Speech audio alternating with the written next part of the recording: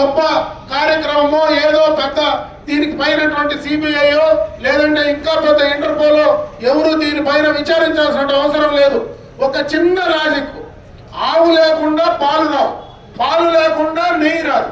అంటే పాలు సరఫరా చేసుకోకుండా ఉండే డైరీలో నెయ్యి ఎట్లా సరఫరా చేస్తారనేటువంటి విషయాన్ని కనీస అవగాహన లేకుండా ఈ రోజు ఆ పార్టీ నాయకులు కానీ ఆ పెద్దలు కానీ మాట్లాడుతూ ఉంటే వాళ్ళని ఏమనాలో నాకు అర్థం కావడం లేదు.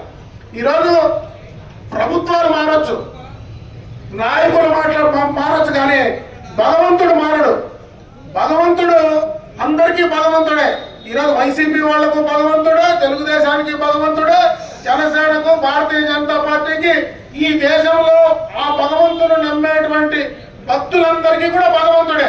ఆ భగవంతుడికి జరిగినటువంటి అపచారాన్ని ఎందుకు జరిగిందని ఆలోచించకుండా ఈ రోజు వాళ్ళు మాట్లాడుతూ ఉంటే వాళ్ళ కనీసం ఆ భగవంతుడి పైన ధర్మాన్ని పైన ఏమైనా అవగాహన ఉందా, ఆలోచన ఉందా అనేది ఈ రోజు రాష్ట్ర ప్రజలు ఆలోచించాలని చెప్పి నేను ఈ సందర్భంగా తెలియజేసుకుంటున్నా. ఇన్ని విషయాలు ఈ వైసీపీ నాయకులు మాట్లాడతారు. జగన్మోహన్ రెడ్డి దాంట్లో జంతు కొవ్వు కలిపారు అని చంద్రబాబు నాయుడు గారు సిట్టుకు సంబంధించిన అధికారంలోకి వచ్చిన వెంటనే ఆ నెయ్యిని మనం నేషనల్ కి సంబంధించినటువంటి ప్రయోగశాలకు పంపించారు. అక్కడ దాంట్లో నెయ్యి కాకుండా మరి ఇతరమైనటువంటి వాటి కలిసాయి అని చెప్తే జంతువులకు సంబంధించినటువంటి కొవ్వు పదార్థాలు కూడా కలిసాయని ఆ రోజు ఆ డైరీ అక్కడ పంపించినటువంటి ప్రయోగశాల రిపోర్ట్ ఇచ్చింది.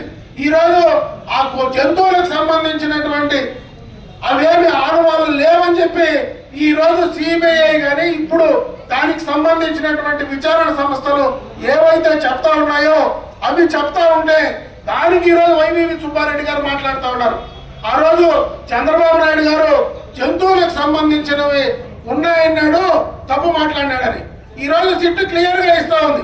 అది పూర్తిగా కెమికల్ కి సంబంధించింది, కెమికల్ ద్వారా తయారు చేసినటువంటి నెయ్యి, అది పూర్తిగా కూడా రసాయనాలతో కూడినటువంటి నెయ్యి, వాసన రావడానికి కూడా రసాయనాలు ఉపయోగిస్తారు అని ఈ రోజు క్లియర్ కట్ గా వాళ్ళు ఎవిడెన్స్ తో ప్రకారం కూడా ఇస్తే ఇంకా మాట్లాడడానికి వాళ్ళకు సిగ్గుందో లేదో నాకైతే అర్థం కావడం లేదు. కానీ భగవంతుడి పైనటువంటి వాళ్లకు నమ్మకం లేదని చెప్పొచ్చు.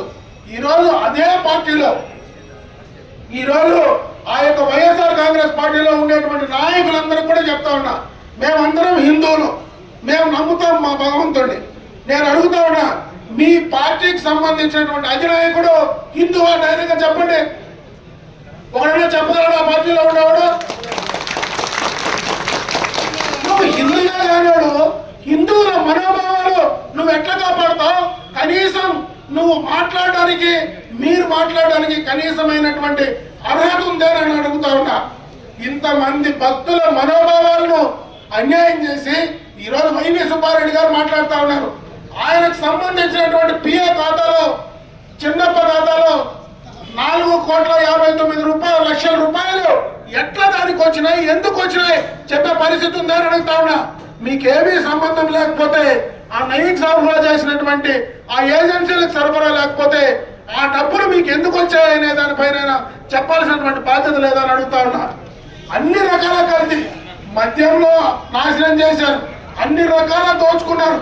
భగవంతుని దగ్గర కూడా ఇంత అన్యాయం చేస్తే మీకు భగవంతుడు క్షమించడు. మరీ ముఖ్యంగా తిరుమల తిరుపతి దేవస్థానం శ్రీ వెంకటేశ్వర స్వామికి ఎవరైనా అన్యాయం చేస్తే వాళ్లకు పుట్టగతులే ఉండమనే విషయాన్ని గుర్తుంచుకోవాలని చెప్పి సందర్భంగా తెలియజేసుకుంటా ఉన్నా. ఇప్పటికైనా బుద్ధి తెచ్చుకోండి. ఈ రోజు మేము ఏదో రాజకీయంగా చేసేటువంటి కార్యక్రమం కాదు.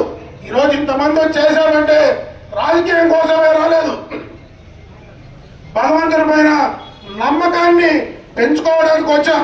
భగవంతుడికి జరిగినటువంటి అపచారానికి శుద్ధి చేసే కార్యక్రమానికి ఈ రోజు మేము వచ్చాం. కానీ ఇదేదో రాజకీయం చేసేది కాదు. మీకు నిజంగా దేవుడి పైన భక్తుంటే మీరు క్షమాపణ చెప్పి చేసిన తప్పులు ఒప్పుకుంటే కనీసం ఆ భగవంతుడు మిమ్మల్ని క్షమిస్తాడు. కానీ లేకపోతే ఆ భగవంతుడు మిమ్మల్ని క్షమించేటువంటి పరిస్థితి లేదు. ఈ ప్రశ్నలకు మీరు ఎన్ని చెప్పినా, ఎన్ని చోట్ల ఏం మాట్లాడినా ఆ రోజు సిట్టేస్తే అదేదో చంద్రబాబు నాయుడు గారి జేబు సంస్థ అని మాట్లాడినారు. ఈరోజు సుప్రీంకోర్టు నేరుగా సిబిఐకి ఇచ్చి సిబిఐ ద్వారా విచారించి నిజ నిజాలు నిగ్గుదల్చారు.